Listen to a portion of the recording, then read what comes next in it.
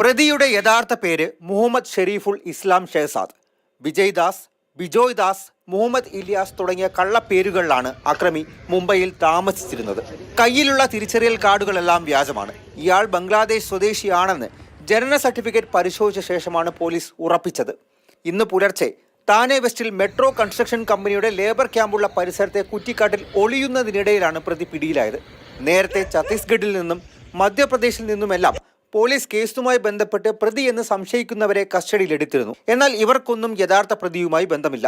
ये समझ में आया है कि ये आरोपी चोरी के इरादे से उस घर में उसने एंटर किया था और उस समय पर ये इंसिडेंस हुआ था.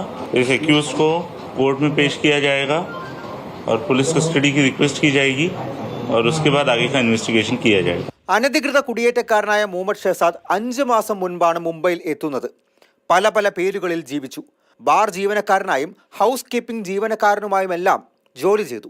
മോഷണം എന്ന ലക്ഷ്യത്തോടെയാണ് ഇയാൾ 16-ാം തീയതി പുലർച്ചെ സെയ്ഫ് അലി ഖാന്റെ വീട്ടിൽ കയറിയത്. പ്രതിക്ക് മറ്റാരുടെയെങ്കിലും സഹായം ലഭിച്ചോ എന്ന കാര്യം പോലീസിന്റെ അന്വേഷണ പരിധിയിലുണ്ട്. കോടതിയിൽ ഹാജരാക്കിയ പ്രതിയെ വിശദമായി ചോദ്യം ചെയ്ത് കൂടുതൽ വിവരങ്ങൾ ലഭ്യമാക്കാൻ 5 ദിവസത്തെ പോലീസ് കസ്റ്റഡിയിൽ വിട്ടു. എന്നാൽ പോലീസിന്റെ വാദങ്ങളൊക്കെ തെറ്റാണെന്നും മുഹമ്മദ് ഷെഹസാദ് സ്വന്തം കുടുംബത്തോടൊപ്പം 7 വർഷമായി മുംബൈയിൽ വസിക്കുന്നുണ്ട് എന്നുമാണ് പ്രതിഭാഗത്തിന്റെ വാദം. കത്തികൊണ്ട് 6 തവണ കുത്തേറ്റ സെയ്ഫ് അലി ഖാൻ ലീലാവതി ആശുപത്രിയിൽ സുഖം പ്രാപിച്ചു വരികയാണ്. മാതൃഭൂമി ന്യൂസ്, ഡൽഹി.